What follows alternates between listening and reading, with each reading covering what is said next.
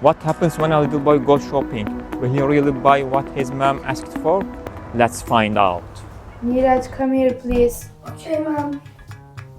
Go to the market and buy bread, milk and eggs. Here's money. And instantly, don't be late. Okay, mom. I will be quick. Don't waste money on other things. One more, mom. Hot boiled corn, fresh and delicious, come and try. Hot boiled corn, fresh and delicious, come and try. What is it smell? It's hot boiled corn, it's only 30 lira. Do you wanna try? One corn, please. Okay. Do you want salt? Only salt? Okay. Here you go. Enjoy your corn, sir.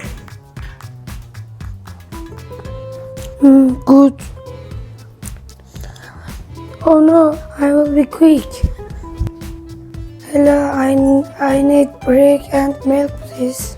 That's why we found it. Oh no, I only have 117. Can I pay later? No way, your mom already bought something last week, hasn't paid yet. Oh, I am in trouble. Tell your mom to come and pay. Okay. Miraj, you are so late. Where have you been? I ate corn. But I told you not to waste money. And my market man said you didn't pay. Oh no. Okay, I will go now. Hey, my son said you didn't give the food. Because we didn't pay. What? Last time. What? When did I not pay?